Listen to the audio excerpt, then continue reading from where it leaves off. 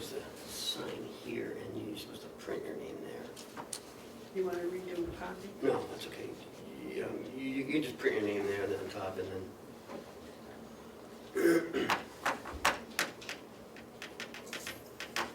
Did not very, thank you. All right, let's start. I'll call to order the Carroll County Commissioners' weekly meeting on February 22nd. May we start with the pledge of allegiance.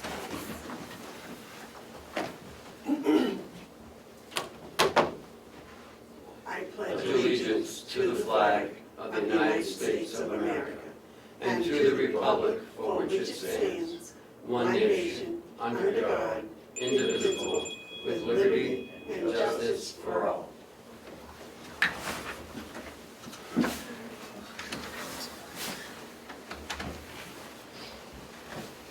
Approval of the minutes from February 15th. So moved. Second. Second. All those in favor? Aye. Aye. Sign here, please, and pass it on.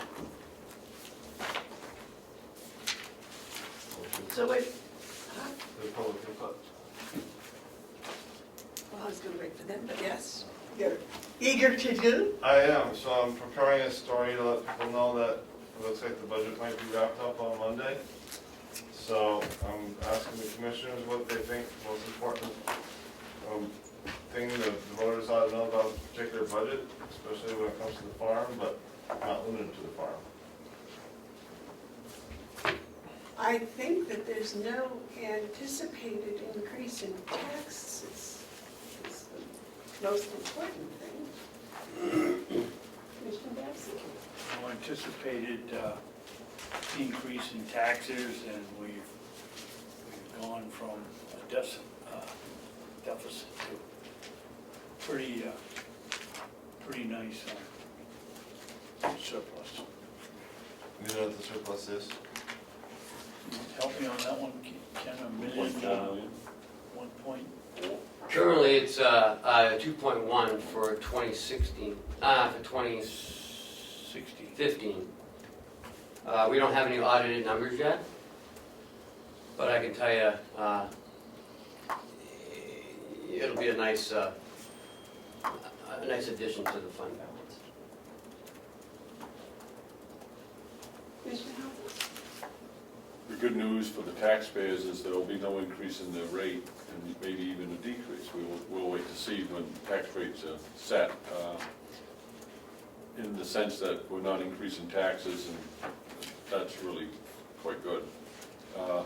The other thing, though, is the delegation has done an excellent job of working with the commissioners in the administration to come up with what I would call a needs-based budget that has a lot of thought in it and points us in a direction that I think is positive in many areas. There's a lot of work to be done. I'm not going to say much more than that right now because the budget hasn't passed and there's many a slip between the cup and the lip. Now, do you guys resolve that conflict over the wood processor? Yes. So they're not gonna. They Those are funded the the last wood two. process. Okay, so they'll make the last payment. And is there any particular big changes, or is this is just an even Steven budget? I know we're getting one attorney. We should wait until it's done and then we'll. Well, I know, but we gotta tell people what's kind of proposed, so they might wanna go to the last meeting. That's the whole point of this exercise. Well, Ken, what do you think? Is there any big changes? We have an attorney. We were here last Some of the time. things we're adding. What the commissioners proposed is a new full-time attorney to take over some of the additional duties as like the felonies first, which will be starting in April 1st. And the state is currently applying for a grant for Carroll County to start a drug court, fully funded by the New Hampshire judicial system. There'll be no there'll be no taxes used to fund that drug court, and the commissioners have wholeheartedly supported that in the upcoming budget. Also, and also with that new attorney, there's a half-time support staff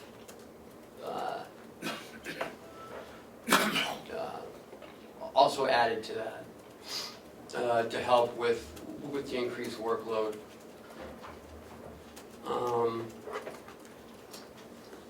The sheriff has asked for a new dispatcher, and I believe that passed the subcommittee review. And I believe that's all the new hires. There's also some inclusions in the budget that are facility related. There's money in there to upgrade the air quality and the heating at the in the dispatcher's office. There's money to replace the boiler that we need to improve for the laundry for the nursing home. So there's facility upgrades in the budget. So I think we'll get to winnow it all out, Damon, but I think what we'll find is that this budget addresses a lot of needs, and it's we're making some hard decisions in other areas, such as the farm, which I guess we're gonna be talking about later, Madam Chairman, so I won't say anything at this time on that. Because it's going to be at 10 o'clock with people from the committee, so I'm gonna hold off anything on that until then. Yes. We also, Mark, can include, we've have redesigned the landing dock out there, which was kind of costly for what we're doing. Get the boiler in the... We'll in the nursing home laundry. Friday. Okay. Any other public input? I think Mark was about to say something. Yeah, forgot it though. If we went around and left, it'll come back in probably about 20 minutes. We'll still be here. Okay, Ken, you wanted to rearrange the agenda a little bit? Are we done with public input? I think so. Yep. Yes, ma'am. I was wondering if we could go down to administrative update until 9 o'clock when Howie comes in for his. Sure. So first on the agenda is the subcommittee meeting updates. We are just about done all of our subcommittees. We have one left on Friday at 9 o'clock, and that's Mountain View Communities. That'd be our second. That'd be our second meeting. Hopefully that will wrap that one up. We pretty much got most of it done in the first meeting. So I think we'll be completely done. It's been a great process this year. Here it is, not even the end of February, and we're wrapped up in all of our subcommittees. And again, I truly appreciate that from all the subcommittees and of the delegation. It's saved us a lot of time. Next Monday is the delegation meeting, the 27th at 9 o'clock. I just want to make sure that everyone's responded to the UNH Cooperative Extension's luncheon afterwards. Have you responded? David, have you responded? Yes. Yeah, so we're all going. Okay. There's 2 or 3 representatives that haven't Okay. responded. I'm going to give you the names. Next is the Gibson Center, save the date. On April 17th, we're looking at, Howie is looking at going up to the Gibson Center along with the commissioners, I'm hoping, to talk about aging in Carroll County.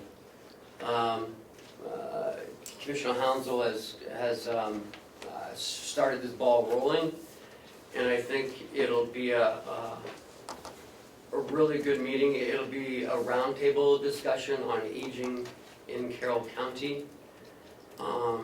Howie and Jill from the Gibson Center are working collaboratively, and they're putting together an agenda, and they're putting together a program that I think will be exciting.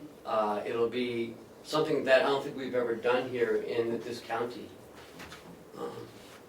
And maybe Commissioner Hounsel can add a little to that.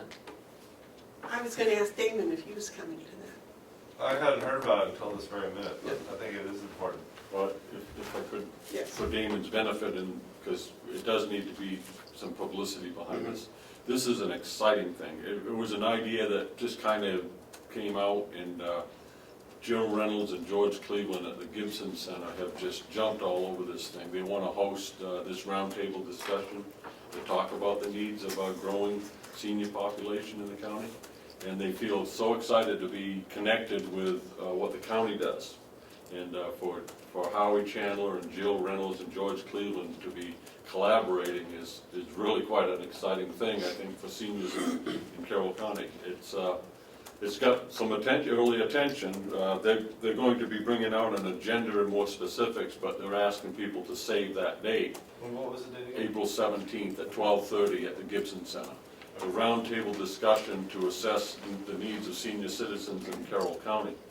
I've had contact from Maine Health, which operates Memorial Hospital. They want to send someone.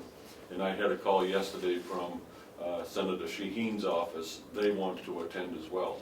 I've also heard from the governor's office, and that they're going to be planning on sending someone. So this is a great opportunity for all of us to sit around and talk about what we can do, if there are things we can do, and I'm sure that there are. So I hope the three of us all come. They want to, at 11:30, they want to have us join them for luncheon with the seniors at the Gibson Center dining room at 11:30, and then at 12:30 the program will begin in their, I don't know what the name of the room is, but they have a meeting room. So this is big stuff, I think. Yeah, I mean, it's amazing how it started as a little idea, and now it's just growing. Yeah. And it's good to connect this part of the county with the northern part of the county. I think that's important. Well, it's not only that, I think it allows for us to really serve the needs of the senior citizens. You know, I don't know the exactness of the statistics, but I think it speaks to a reality.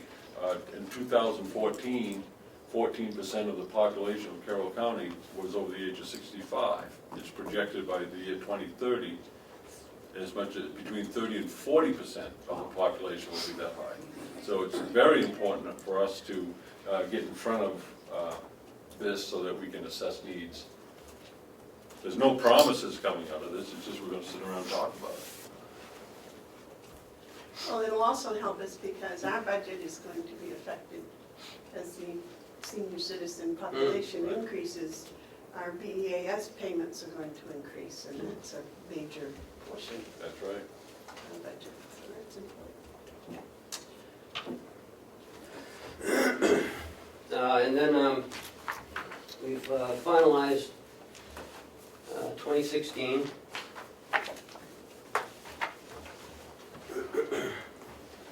And this is some of the numbers for 2017.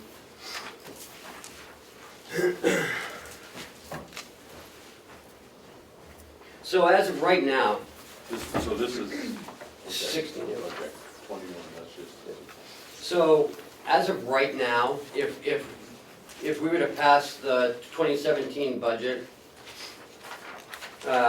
we would be $132,671 under 2016's amount to raise by taxes. So, you know, we've heard from the delegation, we've done our due diligence, and there will be no tax increase for 2017. Currently, we still have to go through NBC. I don't see any huge increases there. So, again, I think it's a good budget. and Jim? Yes. I'm looking at your second page, Ken, I just wanna make sure I'm reading this number correctly. Am I to understand that the amount of taxes, that was raised on county taxpayers in 2016 was 17,854,425? No, Okay, thank you. Which one? it was 17,623,000. Okay, and this year, which is going to be $132,000 less? Yes, And so it's projected, if this goes through, that amount of taxes will be 17,490,923. yes. So that actually, Damon, to answer your question, it's not just, that's a real number. We're reducing taxes in this budget. When I say we, I mean the commission is in the delegation, in the administration, by $132,670. That has to be received as good news. Well, and that won't be finalized until Monday. Right. Yep.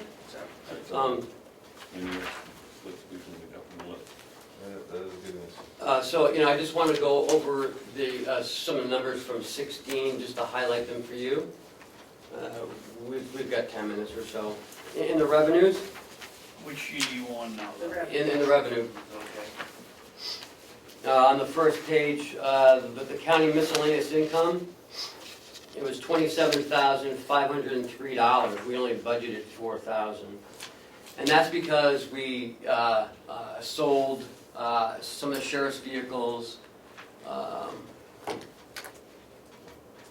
and that was the sale of the compactor, the old compactor. That's some of the timber cut. And we received a refund from Primex, who is our risk manager, of $10,000. It's a refund over some prior years. So that was unexpected. So don't expect that, don't expect to see that next year either. The sheriff's income, one major highlight was the court bailiffs. It was under the projection. Now, this is reimbursement for the bailiffs, because the court pays us for the bailiffs, so if they're closed, or if there's no court, they don't need as many bailiffs. So, we were a little under this year. And we've reduced that in 2017's budget. Can I ask you a question, Yep. Matt, as we're going? Oh, sorry. Is that okay? Is that all right, Ken? Yeah, Yep. absolutely. I just don't want to lose my thought on the court bailiffs. So, part of what I'm encouraged about adding positions in the attorney's office is that's going to process cases more expeditiously, perhaps. So wouldn't it be logical thinking to think that in the future, court bailiff revenues may increase? Well, it seems up here in Carroll County that the judge is only here for like 2 or 3 weeks out of the month. But they may have to if we're going to be prosecuting Yeah, more we cases. may. I believe that when Judge Nato was here, she said that she was going to try to get another judge here. Yeah. So we would have a full-time judge here, which, Could jack up the revenues on bailiffs. Mm. but also our expenses for Yeah. bailiffs would go up. I'd like to That's just- kind of a wash. Keep an eye on that Sure. over the next few months to see what happens, but that's pretty good. Okay. Mhm. But let's not forget that this is reimbursed by the state, so we may be at 95% now, but that just means we don't have to send it over there, and we don't get reimbursed by the state. Right, so- and just to be clear on our expenses, it was under on our expenses as well, so. Right, it's a wash. Yep, it is a wash. But looking at it purely on revenues, Mhm. which is what we're doing here, I think we can anticipate that court bailiff revenue, even though there's a corresponding expense, should increase Mhm. if things are working We right. lose a little bit in that though, don't we? It's No. not a complete wash. Yes, it is. It is completely, okay. Or, excuse me, Madam Chair. I forget, are we paying $5 a day? Because it's a per diem job. No, it's $90. But are we getting the full 90, because over the last 3 or 4 years, there's been a, No, I'm not sure, that's a good question. The Register of Deeds did very well. It's 108,000 over the projected revenue total. And some of the highlights are the recording fees, she was 35,000 over. And the Transfer Tax Commission was $71,000 over. And look at the online access. We're up to $25,000 for the online access. And the Tapestry online service, we only budgeted $500 because we started it halfway through the year. Sure. But, so more than anticipated have been using that. So, I mean, these are all good numbers, they're all positive numbers. And once you go online, our postage will drop and so will our faxes. And if you look at the fax service, that did drop, which is good, but, I think our numbers were probably a little too high for our revenue projections. But the postage came in, so. Next is the jail. Before we go there? Yep. So, from what I'm getting from indications around the county, is that land transactions are increasing, that there's going to be more construction done. So I would expect there will be more activity in the registry of deeds, which should cause this to be positively increased. Ken, do you know how the bill is going about the Registry of Deeds not collecting? No, I have not heard on that one yet. The jail, where we have many Stratford guests in our facility, and also Rockingham females. So we're 447% over our 2016 budget numbers. So we normally budget 50,000 there. We're up to $223,817. So that was a good surprise. Next page on our farm income, sale of hay. We budgeted 30,000. It came in at 37,000. Our wood we budgeted 30,000. Came in at 39,000. And the other income is $3,200. That was the remnants of the pole barn. So we received $81,000. Our budget was $65,000 for our revenue. So we're 16,000 over in there. The last page is nursing home. Private room and board. We budgeted $3 million. We up $418,000 over our $3 million. So $3,429,000 is what we received. Our Medicaid was down a bit. And our skilled, we were just about right on target on that one. And remember, we started the new skilled vendor in June, so this is only half a year. So I anticipate next year's skilled to be robust. The pro share came in at 1.2. The income from meals, and that's from that's sending the food over to the jail. It was about $39,000. So all in all, the nursing home was $628,000 over our revenue projections. So grand total $952,000. Madam Chair? Yes. To me, that the whole report illustrates good practice of apparently underestimating projected revenues, or looking at projected revenues conservatively, and that helps us enjoy such a report as today. Not overstating revenues is a huge part of the proper budget, so I appreciate this report. This is good. Thank you.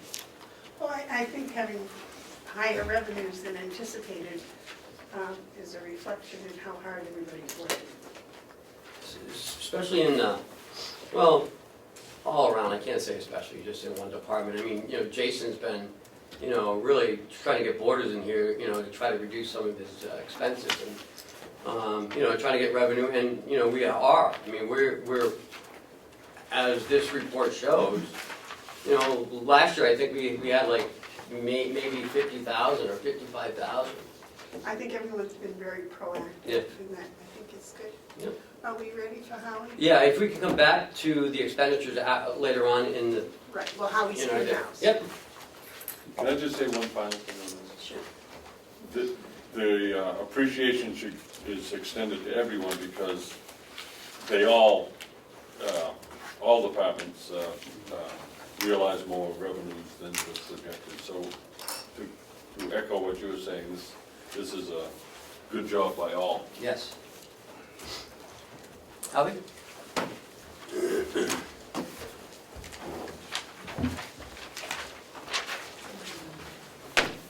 Good morning, Commissioners. Good morning, Howie.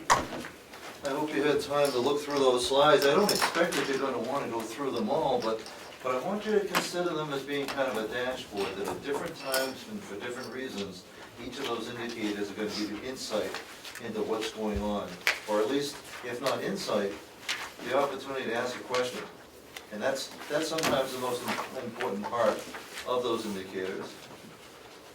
Now, if we start just with page 1. Page 1 came about out of my frustration. So many times, you have heard, or at least Commissioner Babson has heard, because he's been here a while, well, short staffing or low staffing. Well, we need to look at the facts and figures. And when we look at our staffing ratios, and I'm tracking them very specifically, they're exceptional and they're wonderful. Not that it means that we don't have frustration sometimes when we don't meet, it can be a challenge scheduling and getting everybody in. But on our worst days, we're doing very well. And I just wanted to be able to demonstrate that, not just for you, but for my own satisfaction too. So we're looking at hours per day. That is the number of hours of direct care. This is what we report to Medicare. Hours of direct care staff per day, almost 500 hours. That's an average hours per resident per day for direct care. This isn't food, this isn't environmental services, this isn't administration. This is LNAs, MNAs, and nurse RNs and LPNs on the floor of 4.9 in January, 4.9 on average hours per resident per day. That's wonderful. There was a time where if you were above 3, it was considered exceptional. And I don't think 3 hours is exceptional. It should be. It should be always north of 4 and closer to 5 as we are.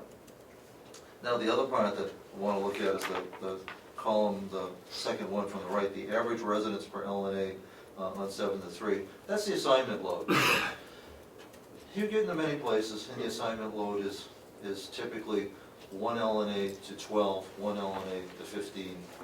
Where we are averaging 1 LNA for 6.6, which is wonderful. Now you'll see on page 2, that data is generated, and I don't expect you to go through this kind of sheet, but that's where this data is. It's not my best guess.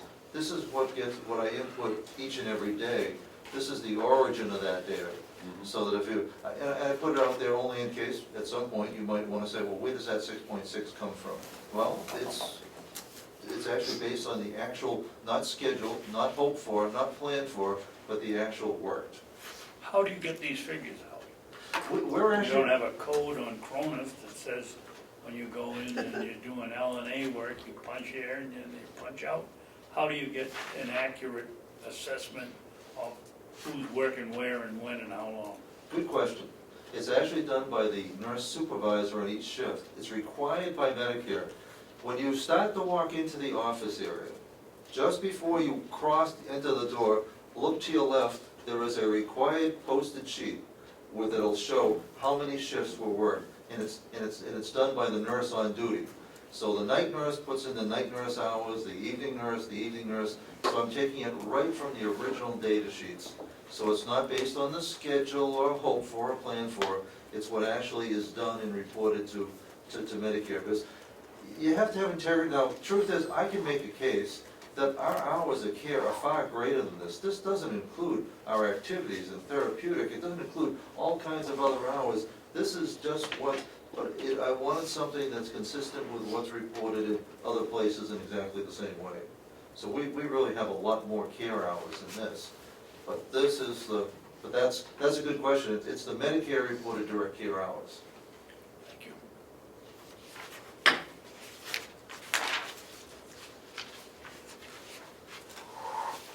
And I'm not gonna, I put the ones that are perhaps more important than others are more timely, at the beginning. Slide 3, Excuse me, Howie, on page 2, on the fourth column from the right, 2017 January average hours. yes.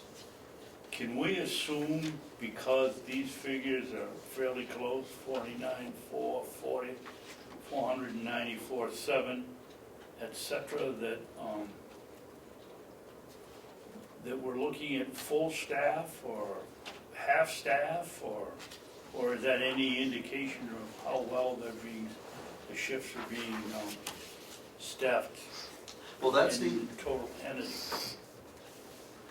that's the average hours for the month on a continuing basis, but you might want to look at it to the second column from the left, the total hours. And if you look at the last day of January, because it's easier to look at, on January 31st, our direct care hours were 502, which is up favorably. It's a little higher than our average for January. So January 31st was a better staff day than average.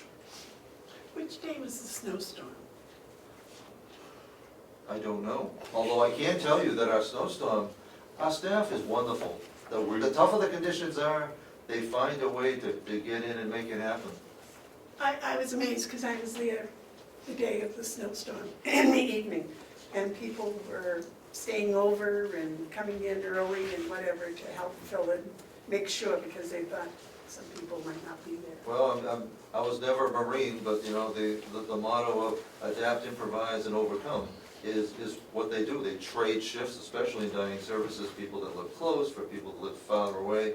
They find a way to get the job done. I think we have an incredible staff over there. Yes, ma'am. So help me understand more clearly. If I'm looking at total hours on January 31st, it's 502, that's for a 24-hour period. Correct. All right, so if I divide that out by 8-hour shifts, which I guess is what you probably would do, that comes to 62.5 people per day. And if I divide that by 3, then I come up with around 21 people doing this duty per shift. Is that correct? The shift staffing is a little lighter on 11 to 7 than it is 3 to 11, but on average. But on average, we're looking at about 21 care providers associated with this activity. Correct. And there's others doing other things, but 21 people serving 100 residents throughout the day. Correct. That's At pretty good. any given time. I have to say, I have spent some time with this. It's pretty good work, Mr. Chandler. I've got some questions as you go on, but this is good. Well, it's helpful because it focuses issues, so we're not basing it on speculation or impressions, but on facts. I can leave here today saying that of the 100 residents at a nursing home, there are 21 people who are charged with keeping care of them as in their care. Direct care. Direct care. There's 21, and that's around the clock, 24/7. That's impressive. Well, that's not quite correct, because from 11 to 7, they're at, No, I'm saying on the average. on the average. On the average, some days, some shifts you have more, some you have less, but averaging 24/7, we're averaging 21 caregivers around the clock for 100 residents. I think that's wonderful. And you might wanna fall back to that sheet one, because in healthcare, you'll sometimes see the comparison based on average hours per resident per day. That's 4.9, which is wonderful. And the resident assignment, 6.6. Our LNAs are assigned 6.6, call it 7 residents, but they're not assigned 12 or 14 or 15, as is commonplace. Sure. But that can depend on which mountain they're in, right? It's fairly consistent, but it can vary. We reserve the right to float people based on acuity, but what we actually try to do is to assign residents based on care, so each mountain has relatively the same acuity. So when we have an opening, we try to balance it. We don't want green to be all heavy care and Shaw to be light care, so we do try to balance that need out. But you have an Alzheimer's ward, right? Both downstairs. And right now, that's staffed the same as it is upstairs. We are looking at ways to possibly change that. Because that's heavy. It's heavier physical care upstairs, it's heavier emotional and time demands downstairs. Tough job. If we look at slide 3, this is kind of a year-end, this is almost like your annual report. This is for the 12 months of last year. And what it shows is very favorable. This is a new slide that you haven't seen before. What it really shows is that the columns in red are Medicaid, and that's down because we have a fixed number of beds, and they're most always full. You'll see the green, the private, is at an all-time high. We're going back to 2010. So over 6 years, it's the highest it's been, as is the skilled, which is the top tier. Do you have a set number for Medicaid? No, we have our financial goal is to have 65% Medicaid, and 25% private, and 10% skilled. Skilled, you have to consider, people are oftentimes dual eligible. You can be skilled and Medicaid. Not necessarily, you can be skilled in private pay, but you can also be Medicaid. So the Medicaid number is actually always going to be slightly higher than what you see, because it'll be a portion. Oftentimes about half of the skilled numbers will be Medicaid. And that's how we do our budget, on those numbers. And the reason for those numbers was our goal, as directed by the commissioners at the time, was to serve the broadest segment of the population of the county that we could. There are different ways of looking at it. This seemed like a good balance, because we have the mission. Our primary mission is to take care of those who have no other financial resources, and to take care of them well, but also to do that without a consideration or respect for other people who need our services and for the taxpayer. There is a business plan afoot. There's an old saying, and it seems kind of trite, but it's very, very helpful to me, is no money, no mission. We want to take great care of our Medicaid people. We have private room for our Medicaid. That doesn't exist anywhere else. Well, somebody has to pay for that, and it shouldn't necessarily be just the taxpayer. So we have this cost shifting. So we have private pay who allow us, by having private pay and skills, we're better able to take care of the Medicaid. There are counties who will say that they only want to be all Medicaid, and that's noble, but whether that's best for, we'd have to say no to other people who have lived here all their life, pay taxes all their life, but punish them because they have money. That doesn't seem right either. So I think we've struck a wonderful balance here. I think it feels right, and it's worked well. That might be a subject for April 17th. Jill and how are you putting the agenda together? So I think that would be too. No, exactly, in terms of, because there's no magic about that formula. At some point, I realized that county nursing homes are under siege. And I think it's in the county's best interest for it to be run as financially sound as possible, so that we take some of the pressure off the taxpayer, plus the taxpayers revolt and say, why be in the business? Right now, I can make a clear case that the county nursing home is actually saving the county money at this ratio. We don't have to be all Medicaid, in fact, it would cost us money. But because the county receives pro share that the private nursing homes don't, that's $1.2 million. Privatization would not save the county money, it would actually cost the county money, as long as we're running financially sound. If I might, just to underline and probably put to rest what you just said, it's right here in front of us in numbers. We just realized a $132,000 reduction in our taxes, but we also see that we had in the nursing home over $600,000 in unanticipated revenue. So what you just said is proven by the dollar expenditures and revenue. Exactly. That last year, the nursing home operation brought tax relief to the taxpayers.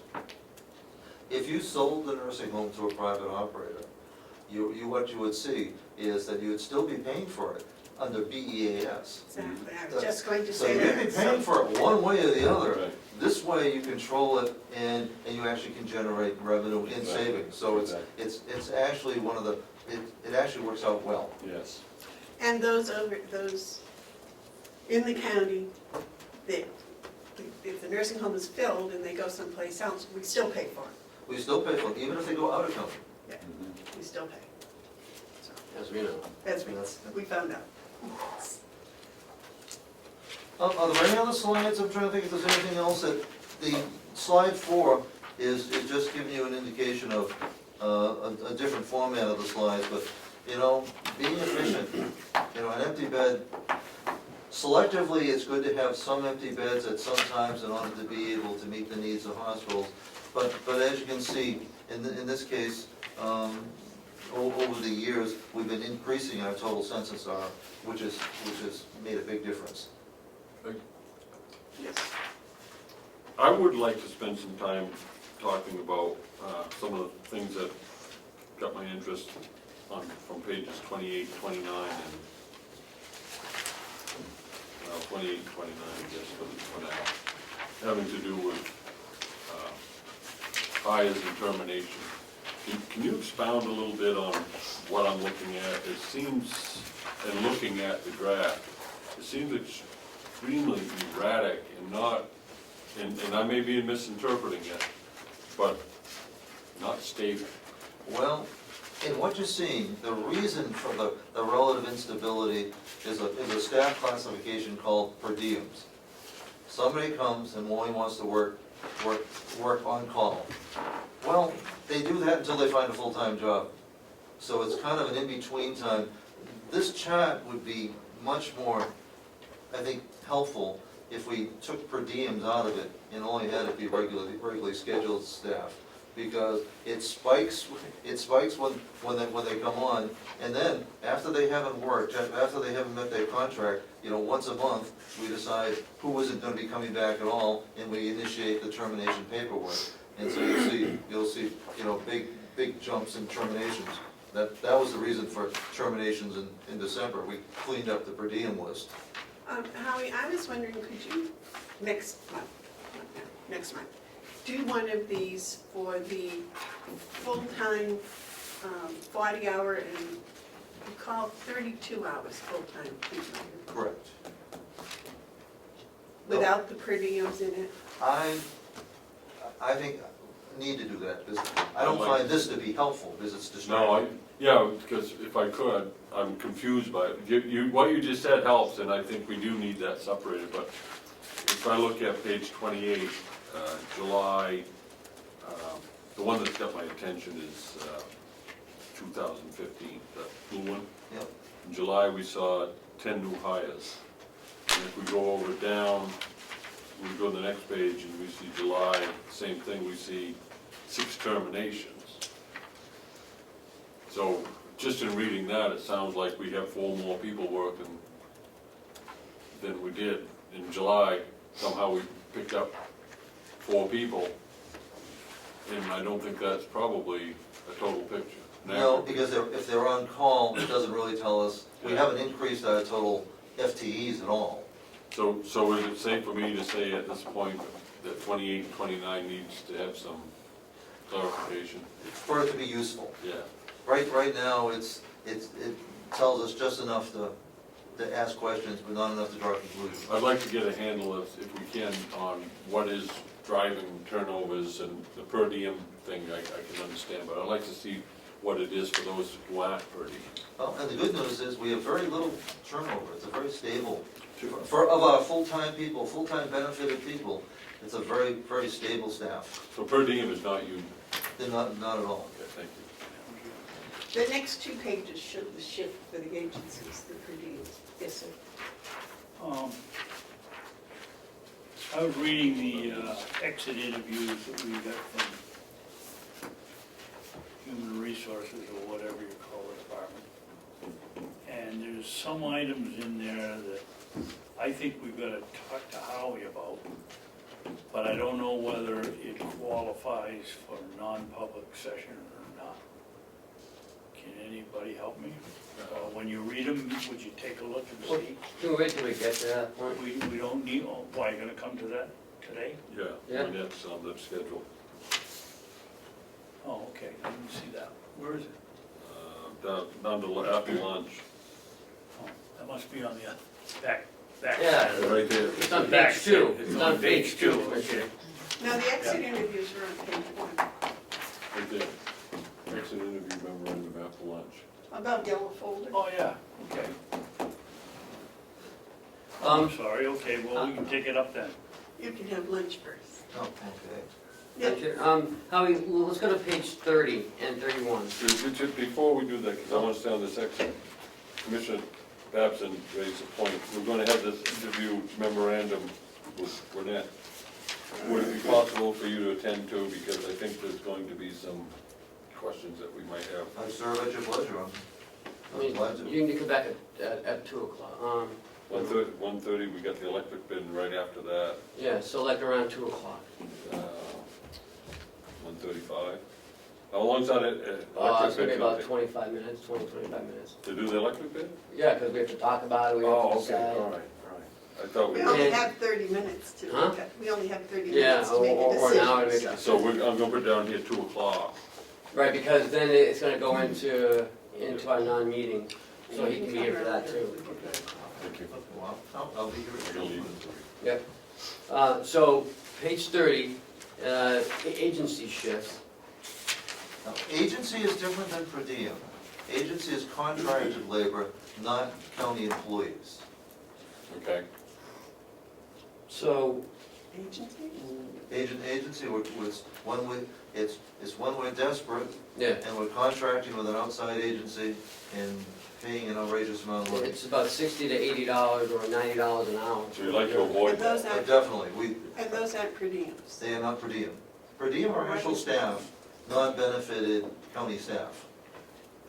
I was confused. Thank you very much for Mhm. that. Okay, So it looks like that 15 and 16 kind of correlate with one another a little bit. It looked like April, it goes up and then it drops, but in 16, it really dropped in June. And then in July 15, it hit its bottom and then started rising. In 16, it started rising at the same time, but it went way up. Now, is that 30 shifts That is 30 shifts. in Now- 1 month? Now, but here is where it's interesting. Ordinarily, slide 30 and 31 would be virtually the same. When you go to 31, when you look at the cost as opposed to the number, and here's the reason for that, it's a singular reason. When we couldn't find a night nurse, rather than hire somebody from an agency by the day, we contracted for 12 weeks at a significantly reduced rate, at half the rate.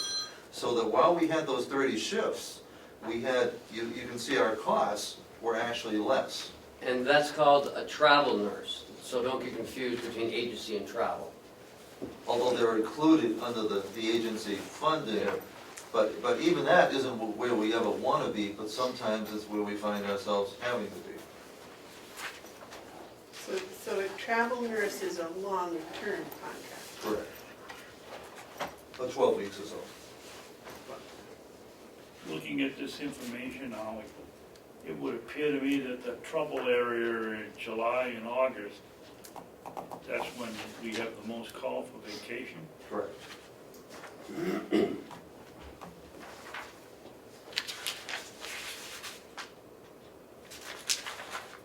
Anything we can do to make vacation in the winter more wanted? Well, if the new collective bargaining agreement is approved as proposed, vacation time is a component of that, and with advanced scheduling for that should simplify a lot of things, including this, because it won't be done a month ahead, it'll be done, in this case, 7 months ahead, which will give us a big advantage.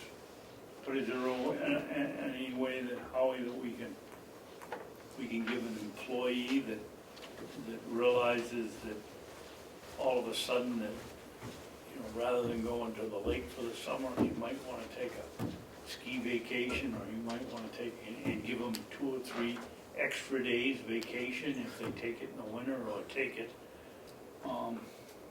Or how about if we just hire skiers? that'd be discrimination. You got snowboarders too. Oh, okay. Is It's there a a way lot. to work that? I mean, It's, we're spending all this money for outside staff.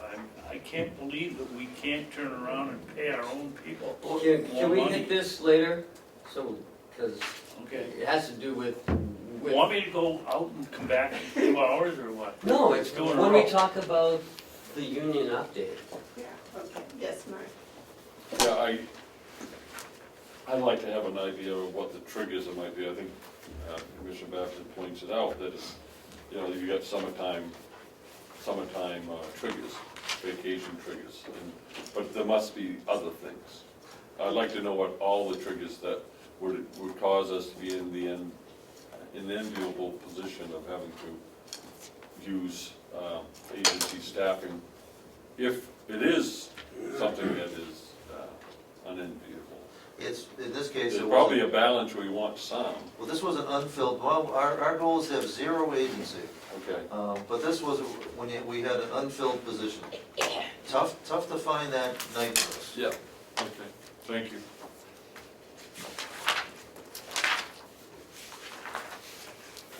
One last question about that. On this page 31, those numbers to the left, are those per month? That is. Okay. And that- So in the month of, say, November, it was 16,000? In November for 2016, it was under 2,000. If I was looking at 20. 2015 would have been 16,000. But that was for the whole month. That would have been for the whole month. All right, so that, We still came in under budget for our agency, but our goal isn't to come in under budget. Our goal is, we hope with proper staffing, to be able to eliminate agency, because not only is it an expense, it's a cost of quality. Having somebody who isn't part of the overall team all the time, you're paying more and getting less quality, in terms of, consistent care. So, we have a number of strategies that we're gonna be initiating this year to do that. A corresponding chart that I don't have ready for you yet, but we'll have, is, it also ties into overtime. Because when you're filling vacancies, sometimes you're not just using agency, you're using overtime. And our goal is to be able to try to manage our overtime better than what we've been able to do as well. You might understand though that your point on the quality of care isn't because we don't have people with the skill sets, but they don't have a relationship with residents. Well, their agency, they're coming in, once a month, twice a month, they're not there every day, every week. And so they don't have the relationship, the knowledge, and you're paying more, and you're getting somebody who is, almost needs to be reoriented every time they're there. Now, I do give credit to agency nurses and the travelers.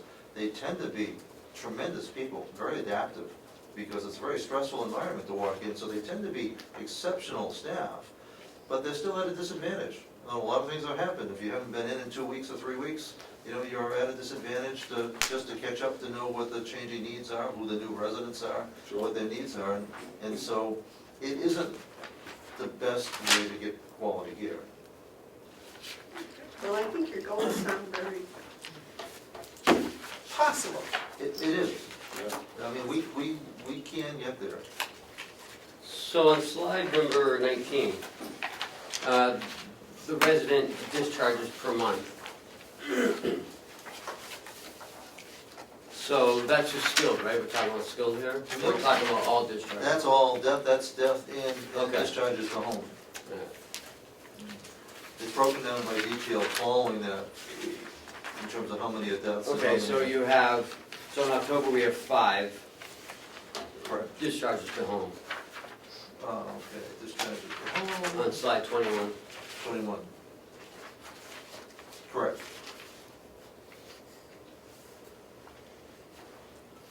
Now, it's interesting that in June, when we started with our new vendor, there's been a lot more discharges to home, right? Correct. Which And that's reflects what we want. reflects a higher skilled Yeah. census. Yep. And I think that's gonna continue based on two things. The new provider, Health Pro, Heritage Health Pro, and also our new admissions director. Right. And that's, so if, you know, our goal is to give our rehab team more and more residents and increase that skilled census. And the more they have, the more they can, and increasingly what's happening, what we're gonna be seeing is that the same way that people are in hospitals for a shorter and shorter amount of time, they're gonna be in rehab a shorter and shorter amount of time. So we're gonna have more admissions, more discharges. It's not unfavorable, it's just it's a lot more work for the same, essentially the same amount of money. But that is the nature of healthcare reimbursement these days. All right, any other questions for Howie? Thank you so very much. You're very welcome. Excellent, excellent presentation, I appreciate it. And I'll be back at 2 Or if I call you early. or early. I'll be ready anytime. Thank you, Commissioner. So you want to go back, Wendy's not here yet, you Okay. scheduled her for 10. Yep. So, If we go back to the expenditure guideline, okay.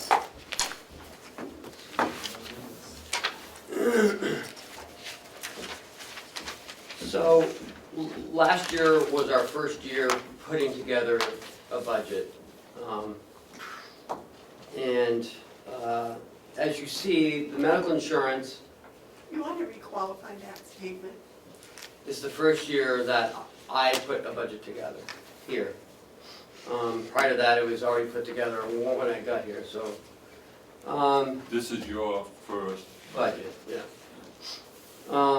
And when we put the medical insurance and the retirement expense together, we didn't have any numbers to work off of.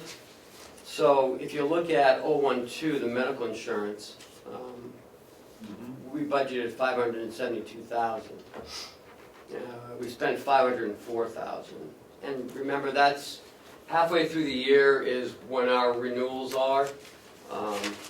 So last year, they were late in giving us our renewal numbers. We had a not to exceed. Yeah.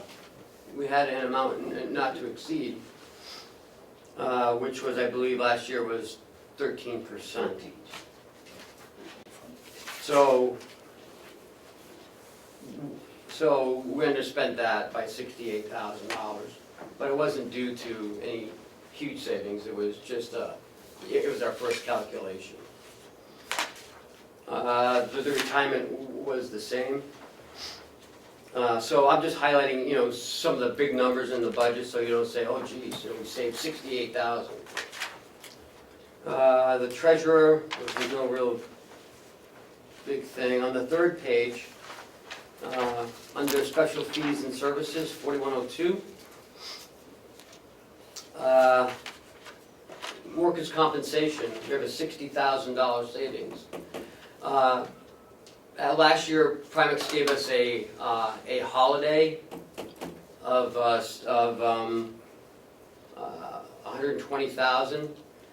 So there'd be 60,000 in the general fund and 60,000 in the nursing home, the savings. We did not get that this year, so that's why that is underspent. The deductible benefit pay fund, 096, that was, you see the $50,000 savings. That is always an unknown number. We don't know how many people are gonna get onto the benefit on the deductible, because remember, the county pays the first 1,000, the employee pays the second 1,000. This is the county's, first 1,000. So we haven't had a lot of people use their deductible. Is that for everybody? Who's on the health insurance?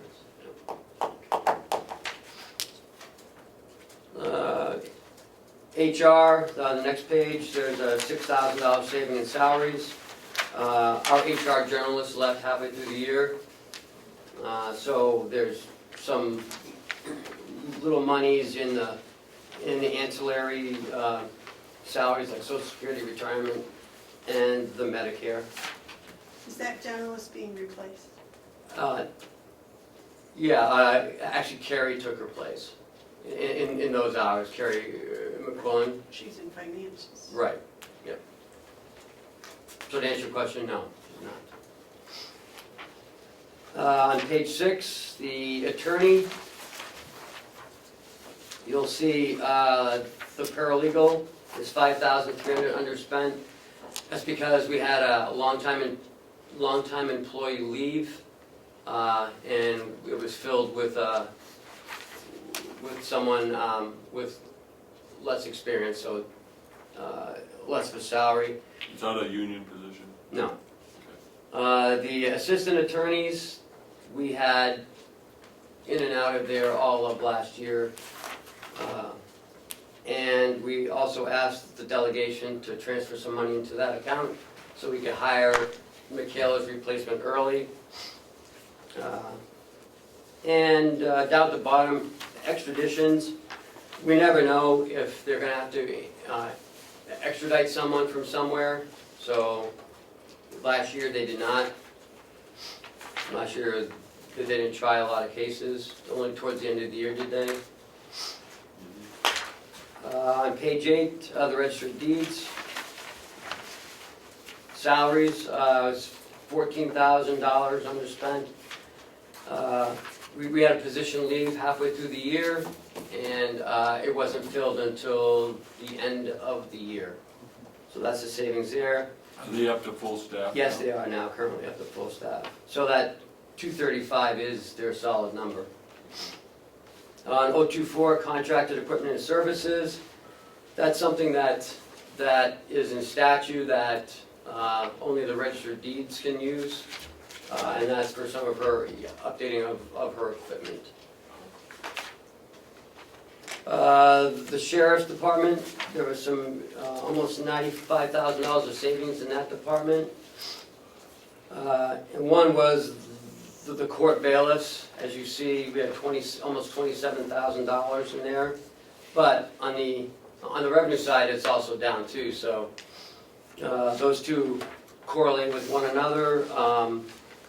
The salary personal days, there was some savings there because he went through some staff, and so the newer staff didn't have time to cash in some of their personal days. Can I ask a question Yep. on 03? Yep. Albany agreement. Yes. Why wouldn't that remaining balance be zero? I don't understand. Is it a billing process, or Yes. is it a set figure agreement? It's a billing process. We do so many hours for a certain amount. They were talking, and I'm not sure what they're gonna do this year, they were talking about reducing it even more. So I'm not sure where that's gonna go, but that's done on an hourly basis. So if they reduce it, they're going to reduce the demand for Yes. services. Yes. So final question on that, are they satisfied with the services that they got? Yes, Okay. it has nothing to do with that, it has to do with their Full budget. budget? Yeah. Okay. But, Do you have any idea what they're carrying for a figure in their budget, their proposed budget? I do not know. Can we find that out? Sure. Also, there's talk about another town maybe doing the same thing. The sheriff talked to me that about a few weeks ago. Haven't heard anything else on it, so I'm not sure where that's going. But that's in the sheriff's hands? Yes. Where would that fit into the budget if they were to show up? In here, Yeah, but, I mean, would you create a new line? yes. Mhm. Okay. Or we could, instead of saying Albany, maybe say, town agreements. I like to see each town separate. Oh, you would? Okay. Because it's, I mean, myself, I think it's important. Well, they gotta have lines. So if there is another town, we need to create another line under this sheriff's department. Yeah. Vehicle expenses, we tend Yes, to, sir. Roughly how many hours do we spend? Do you have any idea on the contract with Albany? yeah, I believe it's 8 hours a week. And it's just, and it's two 4-hour patrols on different nights. But if I might, Yes. I'll just give you some information that I'm aware of. On the Kancamagus Highway, there's several camps that are owned by private individuals. Not a lot, but there are little pockets here and there. And I have a friend who spends a lot of time on snowshoes, and he was out digging out a car for a friend, a truck that was caught on one of those camp roads. And a deputy came along on basically an unplowed road to inspect those private properties. And so I think that's very good news for the people of Albany to know that the extent of the services that the sheriff's department's given them extends to these properties that are being looked at to make sure that they're not being vandalized. So kudos to the sheriff's department for doing that.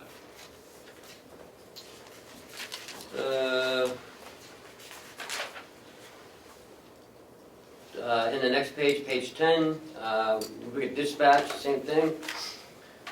He was short some dispatch time. He used quite a bit of overtime to cover for that. He's asked the delegation for another dispatcher, which I believe is in the budget. So there's a $57,000 savings, but if you look at the overtime, they spent almost $23,000 just in overtime to cover for that.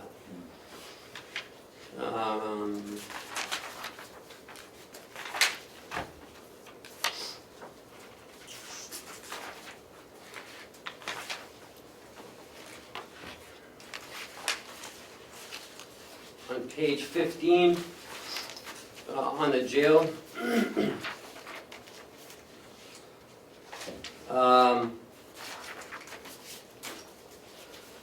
nursing salaries, we budgeted $203,000, spent $179,000, we have $23,400 left over. Jason's coming to you today to talk about that, using a agency to help with the nursing coverage at the jail. Just because we're jail, we're not, we're not removed from the nursing shortage. Right now, we have an employee who's working a lot of hours, and we'd like a weekend off every now and then. So I believe he's just gonna ask for an 8-hour shift a week. Salaries, he was in and out of officers.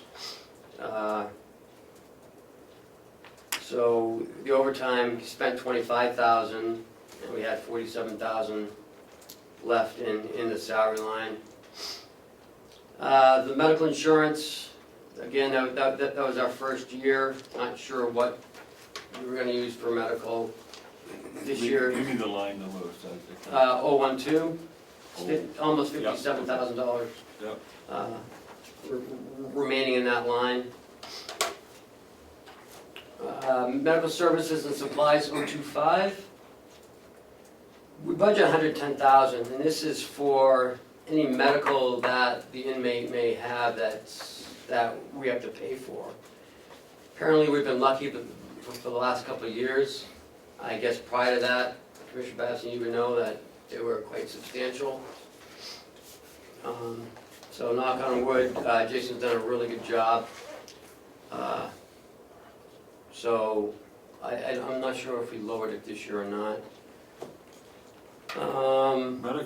Mental health, 027, Yes, is that just, oh, that was an outside vendor last year. okay, so that's why it's 0. This year, right, this year we hired our own Ladak, who you met, Jim. Yeah,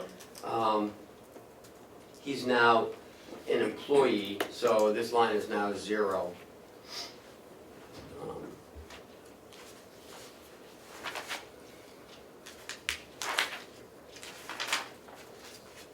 On page 18, interest expense on our TAN last year, we had budgeted 250,000 because our TAN came in at 3.87 last year. So we budgeted 250. We only spent about 139,000, so we saved $111,000. This year we dropped it to 138,000, or no, 142,000 this year. So we should spend it all in 2017.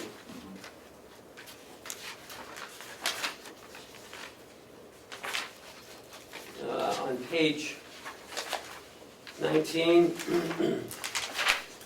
long-term debt. You'll see our jail bond, 2017, this is the last year of this payment. So the budget would be due, or we could see $530,000 savings next year. well, we will on this line. Yes.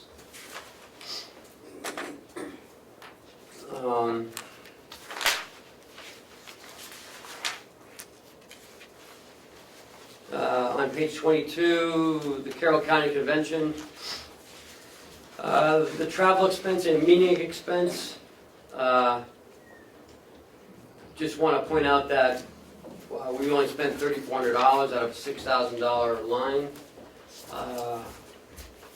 They haven't had as many meetings last year as they had the year before, thus saving the county money. I believe we only had probably a handful of meetings, which tells me that things seem to be running pretty well. What are we carrying in the 17 budget? 17 budget, we are carrying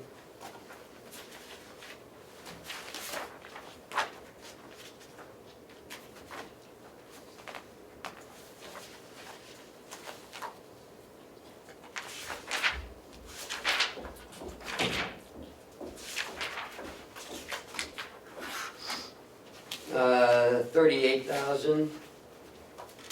Where? 026 for, as opposed to the 15, because we have a performance audit for the nursing home for $25,000 Okay. in the 17 budget, and I was just the looking for travel. travel is budgeted at $4,300, Okay, and the meeting expense at $4,500. okay. Okay.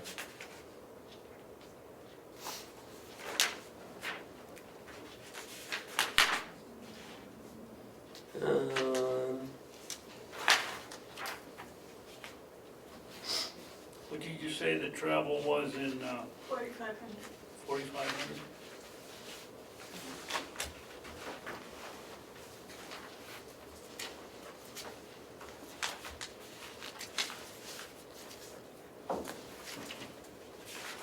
And going into page 27, the nursing home. Again, there's the medical insurance line, there's a savings of 70,000. And like in the commissioner's budget, 014 workers' compensation, there's the holiday of $60,000. And we won't have that next year. No, that was a one-time, Yeah. so we saved about 121,000 on that. Was there an explanation for that, Ken? Just there was a holiday to every county, because I guess, Overcharged. well, yeah, there wasn't as, they collected too much, so.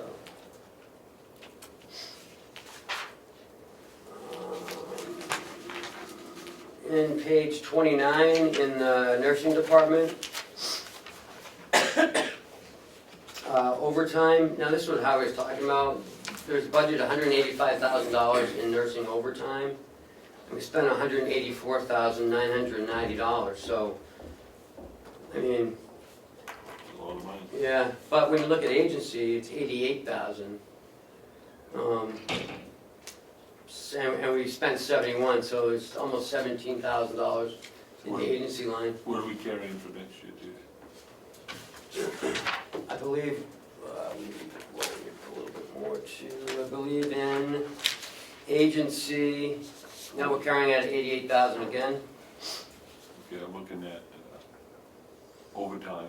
Is it Overtime, is still at 185. Okay. What was the agency one? Agency is 023, yeah. Okay, so he's got, what did he have last year? 88,000 in the budget, 88,000 in the Mhm. budget. and we spent 71, So what are we carrying this year? Do you know? 88,000. Same 80? Yeah. Okay, thank you, yeah. On page 30, environmental services, in the salary line, the savings of 34,500, we were down, a couple maintenance staff. We have since, we're back up to full staff. And the retirement, $6,600 saving. This is good stuff. On page 35, on 009, that's under rec therapy. You'll see a on 009 salaries, $13,609 savings. We were down a therapy staff person. That has since been filled. And that's about it.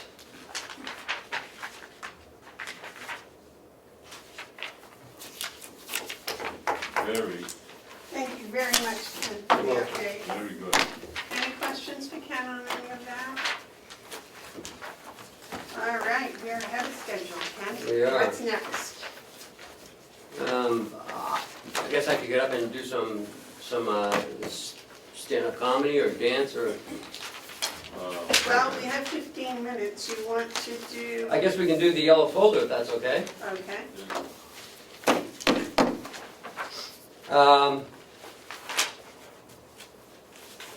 Kathy Bevard stopped by yesterday and I had her contract. Who stopped by? Kathy Bevard. Oh, okay. She didn't make a special trip, did she? No.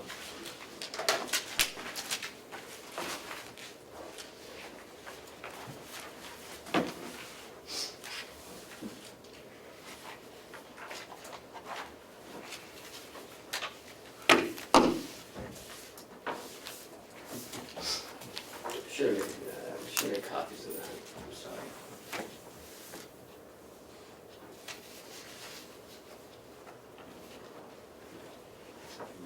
Yeah. You should bring it up before. Jason's not coming until after lunch? Yes.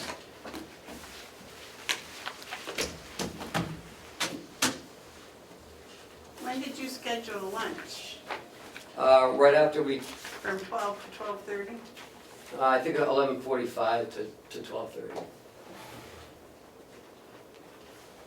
Can we get home and hang our horses and everything? They're all done.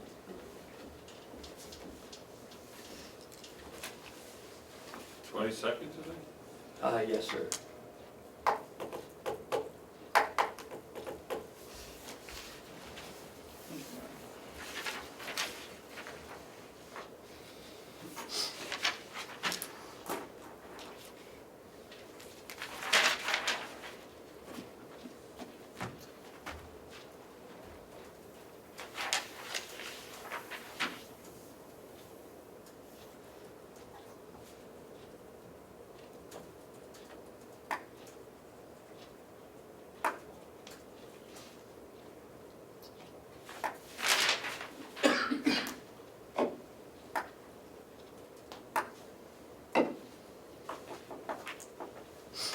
Is that all that's in the yellow folder? No. We have some checks to sign.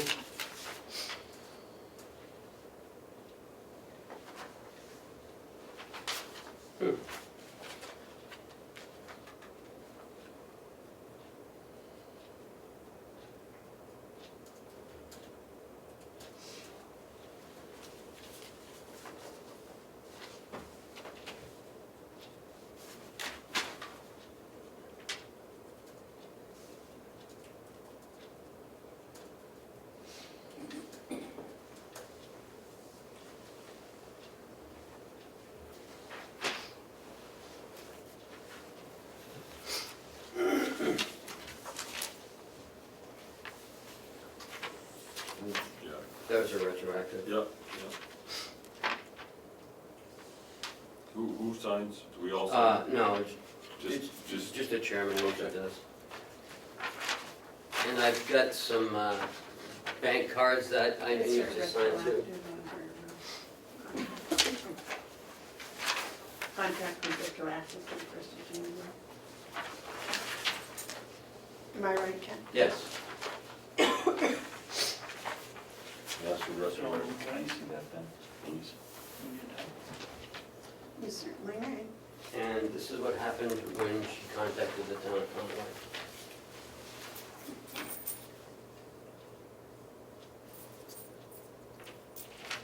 So this is just retroactive for her salary. Yes. Go ahead, no, pass it over to Ken. There you go, that's fine. You want to read that?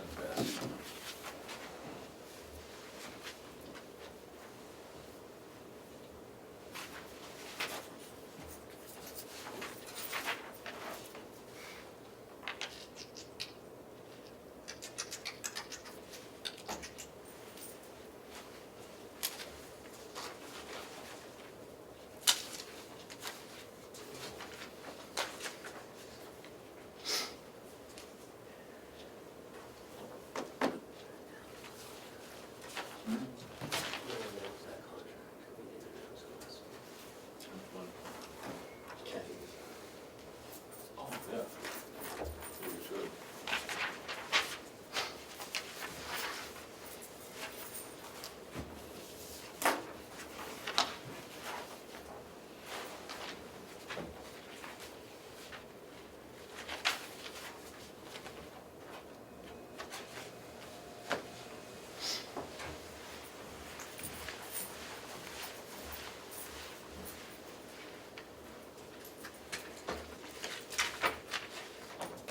David, you can sign this. I want to, when you're done, I want to discuss it.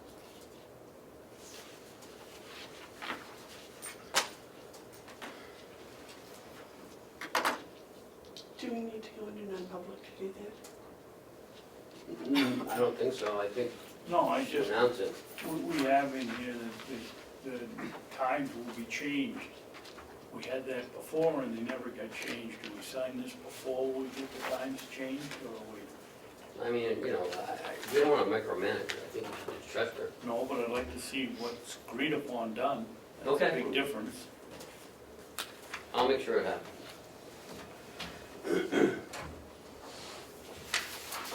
Madam Chairman, might I suggest that we announce to the public what we just did? This was in the yellow folder, and I think that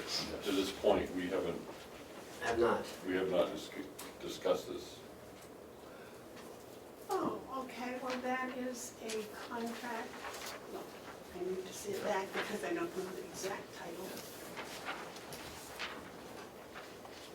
Okay, we just signed a contract for administrator tax collector at Hale's location. And it's with Kathy Bevard for 1 year, I believe. Yes.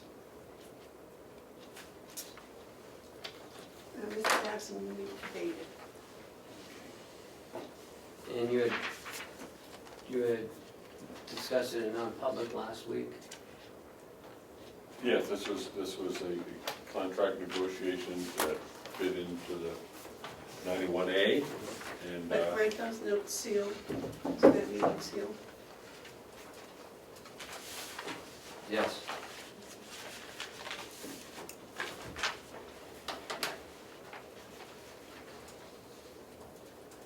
and a copy of this is available for viewing from any citizen of the county.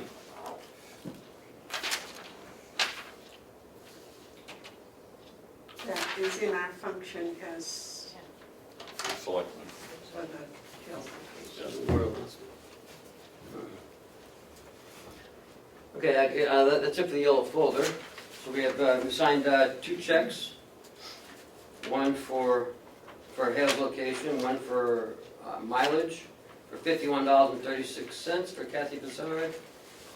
And her January pay of $333.33. Retroactive. Retroactive pay back to January, because they didn't sign the contract till February 22nd.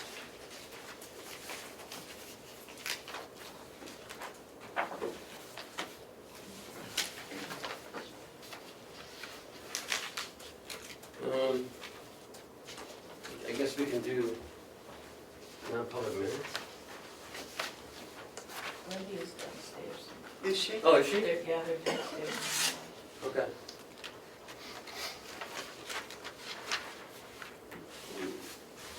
So what do we do with this? I don't understand. I'm sending these down to the chairman because I'm lost as to what we're supposed to do.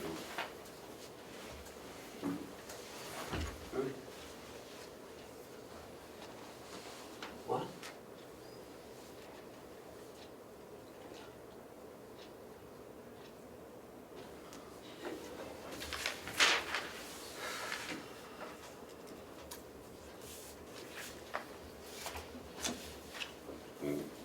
Madam Chair, can we take a 5-minute recess? Sure, we're 5 minutes early. Ah, they just arrived. I really need to take a 5-minute recess. Okay, go ahead. We'll take a 5-minute recess and we'll reconvene at 5 after 10 or 8 after 10. Thank you. Hey, guys, wait. Oh, you do? As long as it's gone by March 3rd. That's still- So we're did you make supposed to that? reconvene? Let's reconvene and ladies, you're on. Come over here, please. Over there? Yeah. No, Okay. that, at the end would be very good, or along the side here is fine. That way I can see you and everybody else. Okay. When you're here, I can't see anything but your face.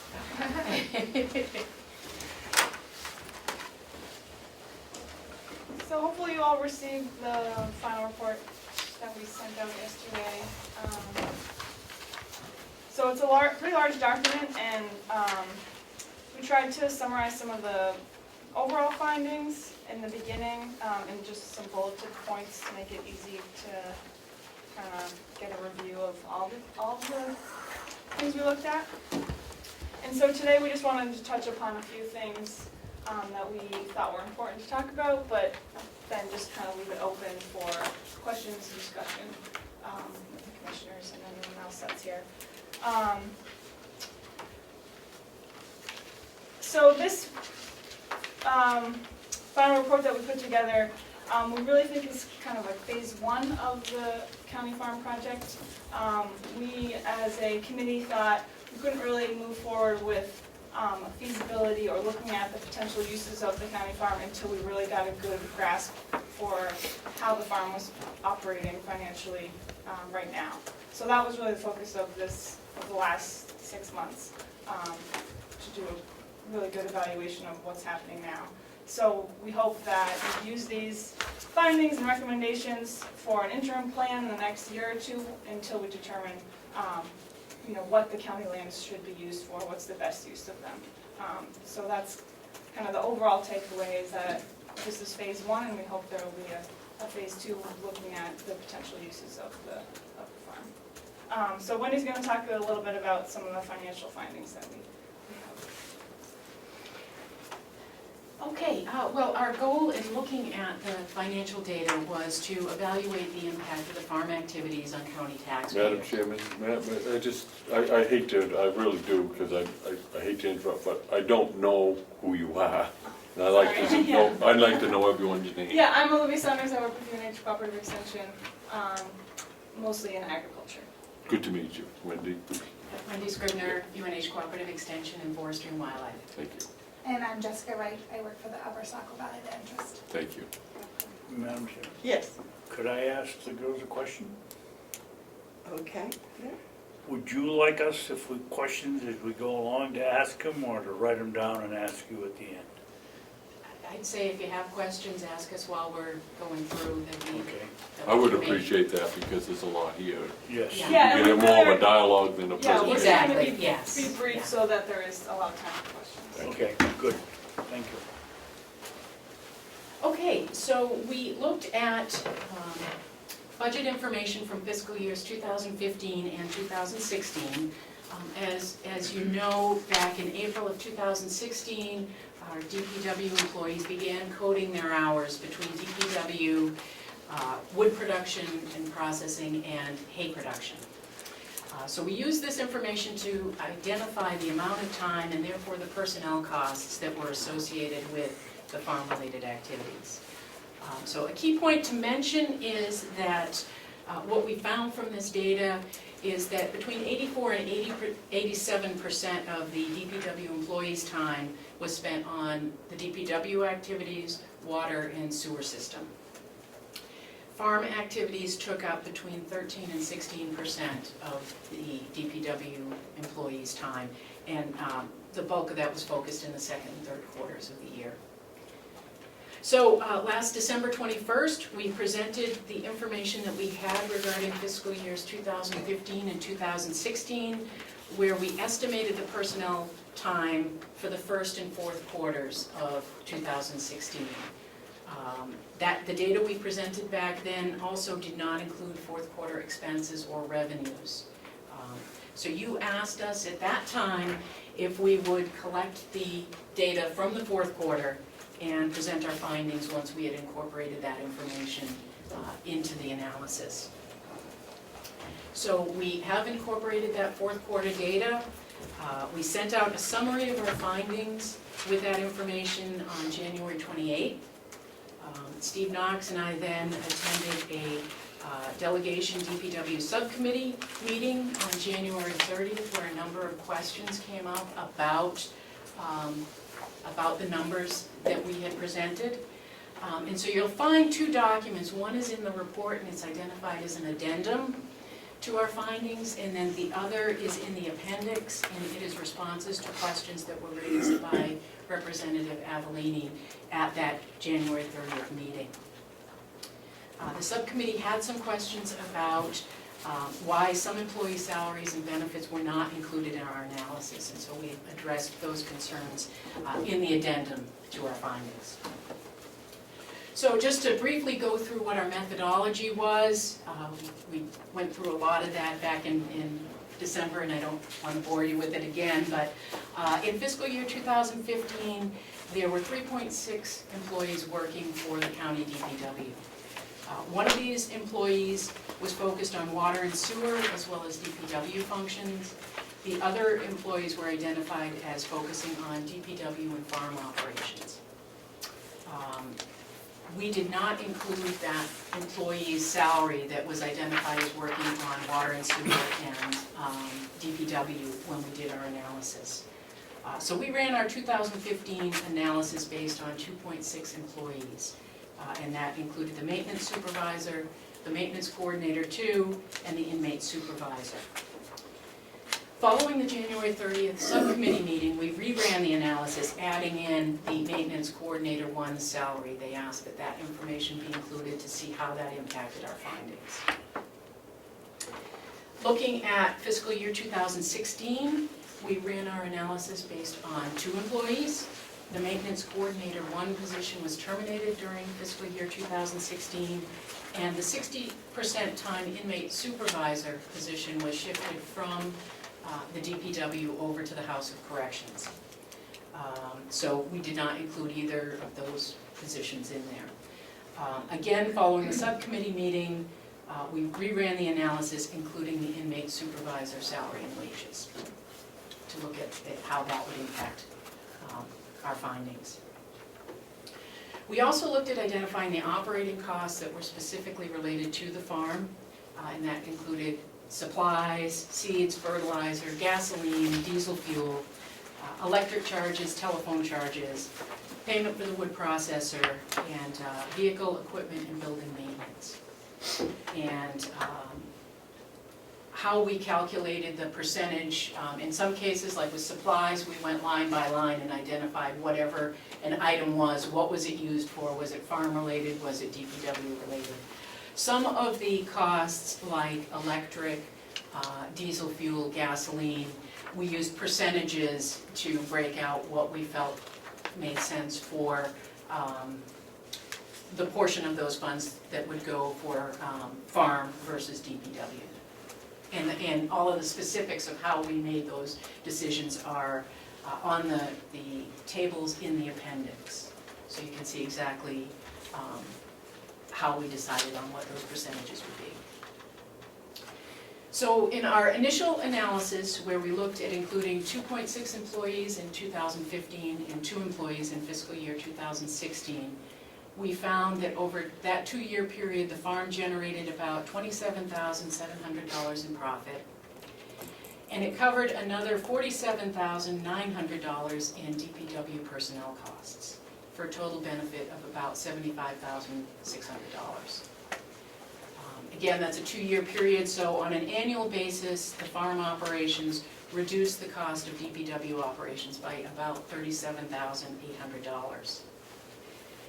So if we go back and we add in the maintenance coordinator's time for fiscal year 2015 and the first quarter of 2016, and add in the inmate supervisor's time for 2016, we show that the farm generated a profit of $11,800, as well as covering $63,800 in DPW personnel costs. So, Wendy, can I interrupt Mhm. there? When you included these extra workers, did you recompute the percentage of time on the farm? with the maintenance coordinator 1, he had not coded any of his hours, so I used the hours that we had come up with from the 2 employees. So you used the same 15 to 16%? Yes, I used that, I believe it was 16.2% that I used for his salary. The inmate supervisor has been tracking his hours, and so I used his percentages when we went and added him back in. I used his own percentages. So what percentage did you use for the one that didn't have any hours? Did you use the 13 to 16%? Yes. Because I think that percentage of overall hours would have dropped. Possibly. Yeah, because we had more people, so, and that was... More hours, yeah. Yeah, so we did use the same percentage though. Okay. So it would be a little more expensive. Yes, it would likely show more expense. Okay, thank you. So with the additional salaries and benefits attributed to the farm activities, we're showing less profit, but we are showing more of a personnel cost offset, ultimately amounting to, on an annual basis, about $37,000. So if we eliminate the wood processing and if we eliminate the hay production, it's gonna cost us about $37,000 more to run our DPW. Ken, that's the cost of one employee that you would put in the budget originally, I put 30,000. plus benefits would be around 37. Yeah, probably. Oh, thank you. Excuse me. Okay, so that was really what I wanted to cover in the financial piece of this. I just wanted to briefly mention a couple of our recommendations. As Olivia mentioned, we do feel that really to figure out what the full range of options are for using this land, we really encourage you to consider having a feasibility study done. Setting some money aside in the budget. We had early on thought that we would have some funding available through the Kendall Foundation. It turns out that I believe it was a case of an anonymous donor that those funds were no longer available when we got to the fall. So what we found from the New Hampshire Charitable Foundation and the Kendall Foundation is that without the county putting some money toward this, they're not going to be able to put funding of their own toward a feasibility study. Okay. You had Yeah, I believe I'm correct in saying it this way.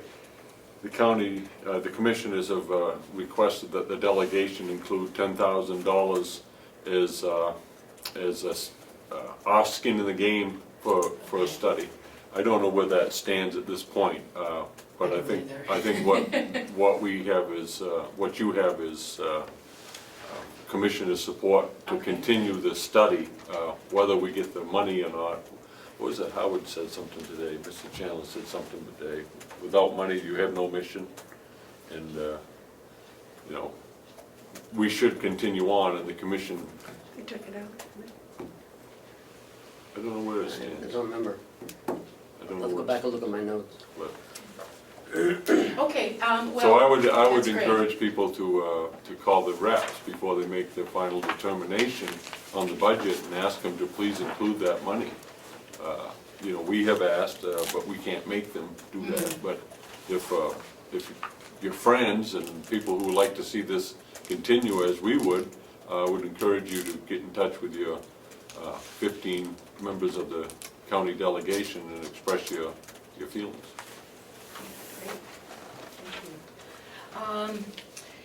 So we do recommend trying to go forward with that feasibility study. We also recommend continuing to maintain and harvest the hay fields. We feel there's good demand for the hay that we produce, and it's important to keep these hay fields maintained so that they don't revert to forest. Whatever we decide to do with them in the future, it's going to be easier to deal with them if they're hay fields and they're not growing back into trees. We recommend that the county, at least in the short term, continue to process wood to make the final payment on the wood processor. In the future, after we pay this final payment, we'll, when we look at that, revenues and expenses, $9,800 in expenses is going to disappear, and we anticipate that there are about 5 years left of the useful life of that processor. So in the short term, it makes sense to continue those operations. We also recommend that the county continue to include a line item for purchasing wood in the future. Our timber sales on the county property do generate some hardwood pulpwood for the firewood processing operation, but right now we are working in primarily softwood stands, so we're not generating a lot of hardwood pulpwood in those sales. Looking into the future, we recommend that the county set up a revolving account where the proceeds from timber harvesting on the county lands can be used to purchase in truck-length wood so that we're not having to include a line item in the budget in the future. Also, funds from timber harvest can be used for some projects that we really should be considering, like invasive species control, site preparation, and timber stand improvement activities on the property. And with that, I will turn things back to Olivia. One more comment that I had was just about the competition with local farmers on having the farm, and just to report here that through this process, talking to a number of local farmers, the Carroll County Farm Bureau, Executive Board, they all are in support of keeping the county farm as farmland, that there isn't competition with their operations. Many of them are hay producers. And that oftentimes when they are in need of a product, if they need more hay, or if they don't have enough product for their customers, they will send them to the county farm. So amongst those groups, they don't feel that there's competition from the county farm, so just to put that on record. And I think one last thing we have come up with in trying to pull all these documents together and understand what the community perception of the farm is kind of this local resurgence of the importance of agriculture.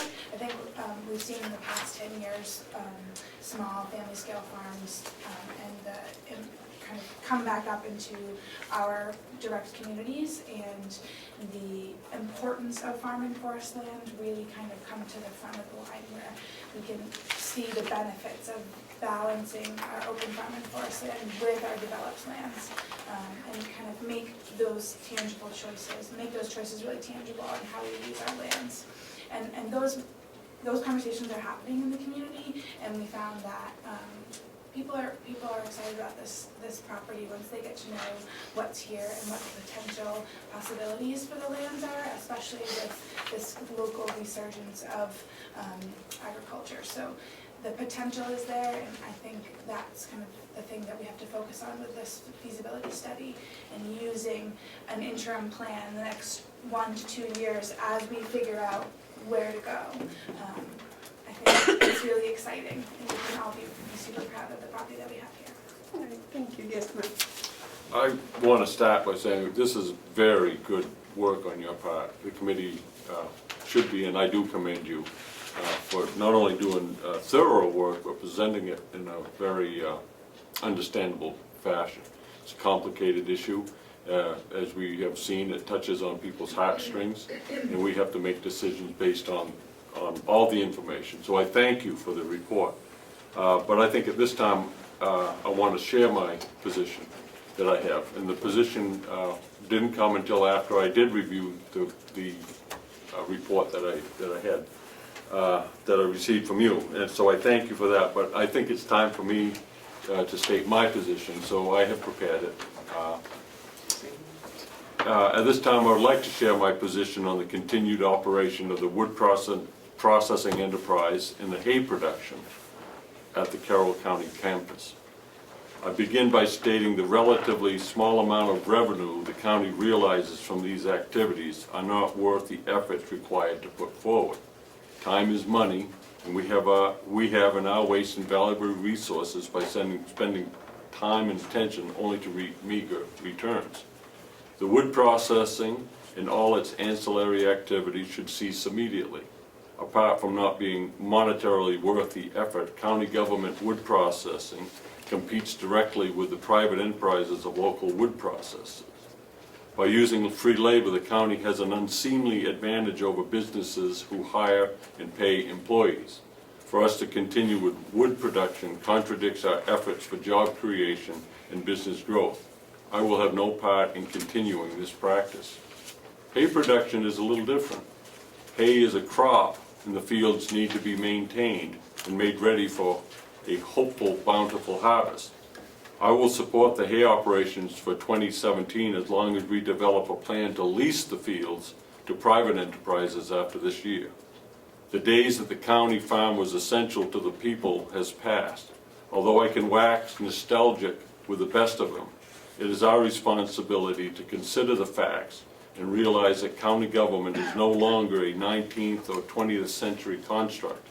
The future is bright, and we must position ourselves to endeavor to press towards it. Thank you. Are there any questions for the ladies? Okay. I think you did a very admirable job.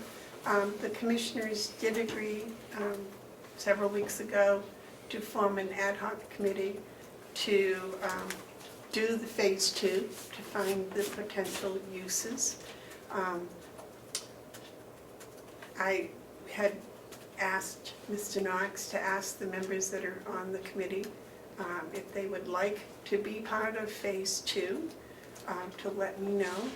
And then I would meet with them and figure out how many people should actually be on the committee and go about getting people with all a kind of a background, not only in agriculture, but also in finance and business. Because I think, personally, the farm should not cost the taxpayers. If it were a zero profit, I don't think that's all bad, but I do think it has the ability to produce quite a bit of profit that would make it a very viable concern for the county. I think what your figures show already is that there is some profit been made with very little input financially. And I think that with a good farm plan, extended more than 12 months at a time, that it could become a very financially profitable endeavor. So I would extend the same invitation to you three ladies as I did to Mr. Knox, to see what you can do about staying on the committee. I know it's a volunteer, and I am so impressed with the hours and time that the members have already put into this. Is there anything you'd like to add, Mr. Babson? Well, just a thank you for your efforts. I agree with Amanda and disagree with Commissioner Hounsel. I think the farm should stay open. It isn't a little bit of revenue. It's 2 years ago, it was over $100,000 between the wood and the hay. Last year it wasn't so good, but it was better than the year before. If that goes away, we have to generate revenue somewhere else. And I know everybody doesn't want to see their taxes go up, but if we stop those operations and we need the money to run a facility, we've got to get it somewhere. I guess one of the things that in the report, I thought it was a little bit light on the time spent haying. But I don't know how you came to those figures. Did you, Representative Lino was here working 4 hours a week or whatever he had as a figure. But did we do that on a basis of 8 hours for 3 days running and then turn around and say, well, they only average 4 days? Yeah, it's going to look light if you don't figure how long it took to really do the work. I hope you will continue to come up with a plan to use the land. I agree with and I have all along. I think I should have a revolving account for the wood, because you get it in this year and you don't use it for 2 years, and we had Representative Marrow say, well, he'd support it years ago if they did our own wood, only our own wood. So now we have a wood cut, we find out the saw logs are more valuable, the logs are more valuable than they are as campfire wood, so we sell them. And so now when you're going out and buying wood, I mean, that isn't the way to look at it. You have a wood processing program, and you should fund it with maybe a little seed money to begin with, but once it gets going, it should be a revolving account. I don't agree with Commissioner Hounsel. I'm in the hay business. I put an ad in the paper, and in 30 minutes, 2 days ago, I could have sold 20 round bales, 15 bales a round bale in 30 minutes. There is no hay around here the people are really hurting. And, you can't, you can't have these fields and not fertilize them, you can't have it not mow them, you get too much milkweed, you gotta kill the milkweed and start over. If you're gonna lease them out, nobody's gonna lease it and fix the fields up for you unless they get a long-term contract. And when they get down to the contract, the last 2 contract years, or 3 or 1 year, they're not gonna put a lot of money in it because they don't know whether they're gonna get the next 5 years. We went out with a pretty good request for proposal for the hayfield. We didn't get one call here to utilize the land. And I think we should stay in that business. And I think your figures show that. Thank you very much.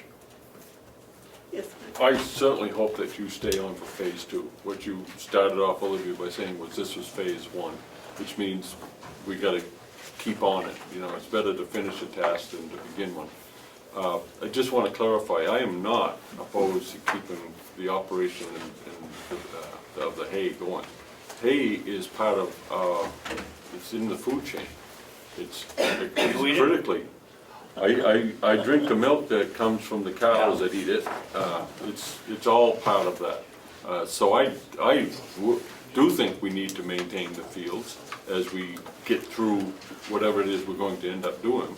I think it would be short-sighted for us to let the fields go to milkweed. So as I said, I'm in favor of maintaining the operations as long as we're looking at a way to do it better. The woods are a totally different thing. There is no place that I can see that the county should be involved in competing against businesses that do the same thing.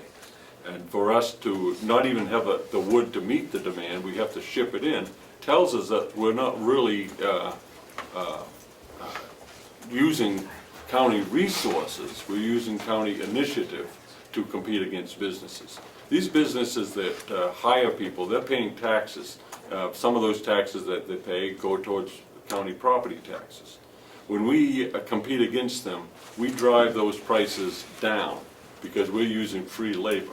So those prices are driven down, and those businesses that are in business to make money and to provide jobs are forced either to cut wages or cut positions. So there's a negative impact on the economy when government competes against private enterprises on certain things.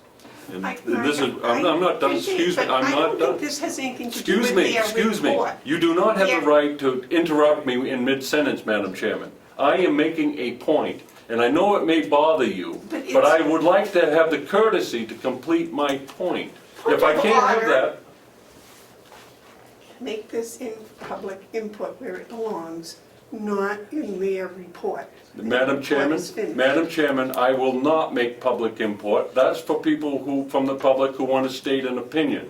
I'm an elected official, and when I speak, it's not an opinion, it's a position that may affect the outcome. So if you cannot give me the courtesy to finish the sentence, I most definitely will, get my sentence out someplace. I thought that these young ladies who have worked so hard might like to get some idea where I'm coming from. But I will have a private conversation with them because apparently you do not respect me enough to allow me to fulfill the duties that I have been elected towards. You read your statement. I was making another one. And you have some sort of idea, Madam Chairman, that you're in a position to gag me. I would advise you that that does not work well with me. If you want me to stop talking, then have someone else run and take my seat. But as long as I'm a commissioner, I will tell everyone who's listening what I'm thinking. And if you gag me, I will speak louder. I think the ladies are here to present their report. And they did, and they might like to hear my response to that response, but I guess you don't want them to hear what I have to say in this forum. So I will make sure that Mr. Steer and everyone else who wants to know what I think about the farm operation will hear it. I thought, under the law, that I can't discuss things with you in non-public, so maybe I was thinking you'd like to know where I'm coming from, but apparently it's too uneasy for you. So I'll respect that, and I will use other forums. I had asked If for I could finish my- questions if I for could- the ladies. I had asked for questions for the ladies. Madam Chairman, my point's been made. I will cease now. I'll pick it up later with you if you're interested in what I have to say further. Thank you for what you've done. Think about it, please. I think one of the best things about the feasibility study in phase 2, for us, is the possibility to explore some of the things that you're speaking of. Looking into what makes sense economically for the farm and the community is really what we're excited about. So if, certain processes don't make sense, we're gonna find that out by hiring someone to really look into this and see how we can make the most money and how we can give back to the taxpayers. Thank you. You're welcome. Do you understand that I want to keep the hay operations going in 2017? Yes, And you do understand that I don't want to continue the wood process any further? very clear. Okay, thank you. I would like to say too that the wood processing is kind of separate from the forest management plan, and that we would hope that if the wood processing were to cease, that we continue with the stewardship of the land as outlined in the forest management plan. Absolutely. Question? Just briefly, can you just describe what the wood processor actually does? Yeah, Wendy probably would have to speak to that. Sure. What has been happening is when we have timber sales, we specify in our contracts that we want all of the hardwood pulpwood or hardwood firewood to be brought truck length down from where it's being harvested on the property over to the maintenance area where they do have a wood processor where they are cutting those truck length pieces into 16-inch pieces of wood, splitting those pieces. They leave them to dry, to season for at least a year. We have in the past processed wood for cordwood, and in particular, Tri-County CAP participants have purchased wood through the county for home heating. It worked out well for them because of the way Tri-County CAP works. They, there's a billing process, and so it takes time for the firewood processor to get their money after the wood is delivered. And so they have relied a lot on the county to provide that wood because the county could wait for the payment, that sort of thing. Over time, our maintenance supervisor expanded the wood processing. We've had a number of invasive insects here. In the vicinity, we have emerald ash borer that's here now in New Hampshire. We have the Asian longhorn beetle that is in Massachusetts, and so the state, the White Mountain National Forest, have all been working on encouraging people to use wood from local sources. So Will has developed a relationship with the state parks, and he provides campfire wood in bundles to, it's either 4 or 5 state campgrounds to meet that local demand. We found actually the state did some studies, and they found that people were bringing their firewood, campfire wood, from as far away as California. And with that firewood, they were moving some of these invasive insects. And so there's been a movement to try to get our firewood sourced locally. So Will was able to work with the state campgrounds to develop that market and provide that wood. There's a lot of labor that goes into providing that campfire wood. You've got to split it a lot finer than you would, say, your cordwood. And that is something with the inmate labor that the county can do. So the short story is, you take trees from our forest, and then you bring them to the county complex where they're made into either cordwood for homes or firewood for the state parks. That's the short story, but as I said, when we're harvesting, the forest here is broken up into a series of compartments. And so each year we go in and we do timber management in a compartment. And right now, what we've been doing is moving up the hill on the other side of 171, and working in different compartments up there. As you go up that hill, you get into, the species that you're working with are white pine, red spruce, and hemlock primarily. We do have some hardwoods up there, but, so timber sales from our own property are not generating that truck length cordwood in the amount that we need to meet the demand for the campfire. You buy some elsewhere, but So some of- is bought from local loggers that are working on properties in the area, yes. Okay, so it's all local, pretty much. Yes, relatively local. A number of our loggers come from Porter, Maine, so, I mean, you know, I can't say they're all in the county, but, you know, it's more of a regional wood economy. Okay. David?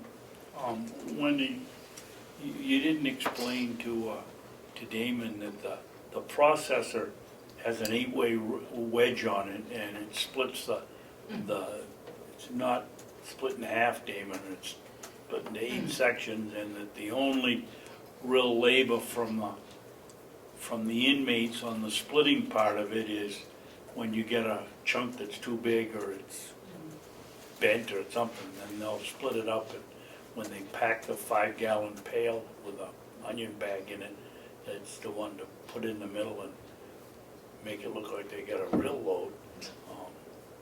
Yeah, the labor is really that packaging into those small bundles. Yes. Yes. Mark? 2 points I want to make. One is, I thought I heard someone say you can't bring firewood from outside of New Hampshire. There is an out-of-state firewood ban, yes. Okay, so then we hire someone from Port of Maine to bring in wood so we can process it. We violated that provision of the law? No, they would be harvesting wood in this county. There are also compliance agreements that loggers can have if they, right now Maine does not have the emerald ash borer either, so within 50 miles of the border, you can move wood across the line. Thank you for that clarification. My other point is this. I understand that the state sells firewood, and the state sells firewood to guests who come up here a lot of times to recreate, and they're getting probably a better deal because the county can, because of its low labor cost, can compete and sell to the state at a lower price. I find that especially disturbing because right down the road we have the Ossipee Land Company who processes firewood, and maybe they would like to be able to compete in the fair market with for those state. I believe they were approached by the excuse me. Yes, they were. Excuse me. As long as the county is able to undercut private enterprises, they will hurt private enterprises from being able to compete. I think it's absolutely the wrong path to take, where the county is providing wood to the state at the expense of those companies who have invested in time, material, and equipment, and have hired people to do the same thing. We're not in the business of competing against businesses. I hope. I'm not. Any other questions for the ladies? Thank you so very, very much for your report. Thank you for your time. Please continue.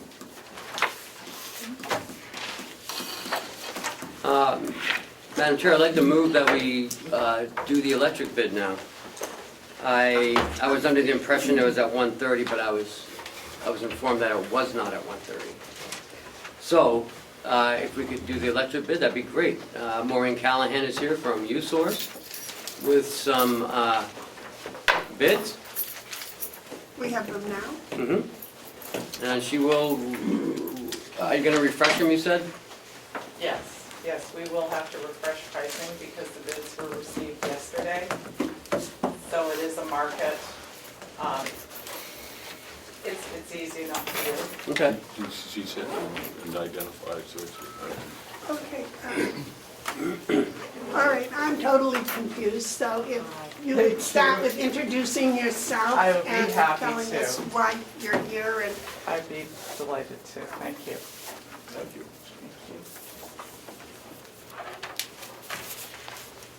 That's great. Yep. Thanks, Ken.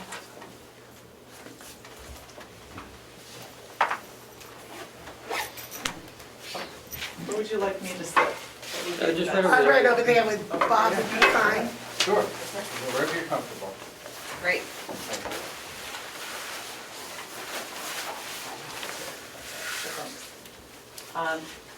First, thank you very much. I'm Maureen Callahan. I'm the Director of Client Engagement for USource Energy Advisors. And I apologize, it sounds like there was some confusion on the scheduling, so I was informed by another coworker that I was on the agenda between 8 and 10. Apparently something else was conveyed, so I appreciate that you've been able to squeeze me in this morning. A little background first on USource Energy Advisors. We are the energy consultant of choice for the New Hampshire Association of Counties. So we have been providing both electric and, when it's appropriate, natural gas procurement services for the various counties of New Hampshire for, I think it's well over 10 years. We've been serving you, I'm not sure how many years it's been. I've known Ken from back in Stafford County days. So currently you are in a contract that comes to a conclusion for July 2017. So it's a really good time to be looking at the market right now for your renewal period. What we did was, yesterday we received proposals from a number of suppliers. There's 7 suppliers here who actually bid on the opportunity to serve you.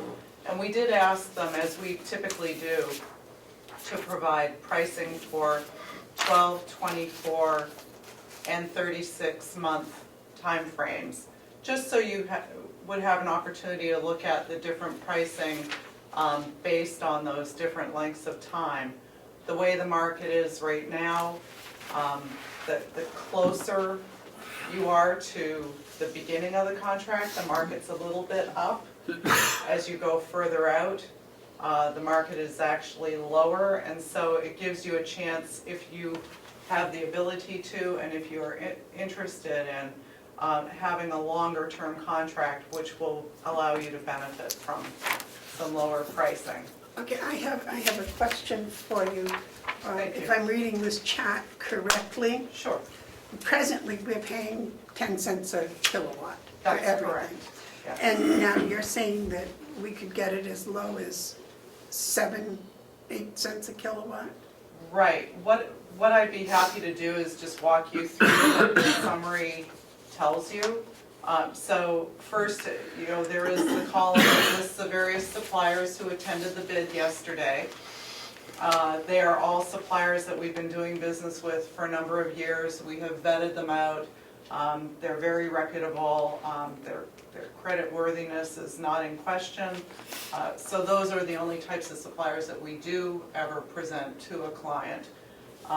Then the next column is the number of months that you would be looking at pricing for from each one.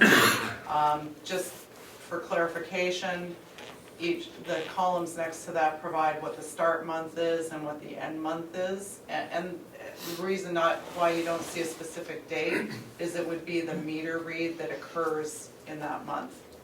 Mhm. The next column, the bid column, this would be a fixed price contract. So if we looked at for NextEra, their bid for a 12-month contract, which came in at 7.753 cents per kilowatt hour, that would be the lowest price that was offered for a 12-month period from any of the suppliers. And that includes all the costs. It includes the cost of the supply. You still have to pay Eversource for the wires, the poles, their services, but this would be the supply portion of your bill. This would be the all-in fixed price. This is the juice. This is the juice. Yeah. Yes. Yes, sir. Maureen, can you explain, I'm a little foggy on this, but I remember when this contract came up, it was a 2-to-1 vote. I thought we were paying in this, we were paying 11 cents, was it 10 cents? And we went for a 2 or 3 year contract, I think. It's 10.0358. That's what it is now. That is what you are paying currently. I even have a copy of the contract with me, if you had an interest in seeing it. So that. Well, I'm just trying to refresh my memory because Sure. we were paying around 6 or 7 cents at the time we went with this contract, and we were told that it was gonna go through the roof. And, I'd be pleased and to speak to. and here we are paying 10 cents a kilowatt because we signed the contract, and for today's market, they're outbidding 7 cents, so.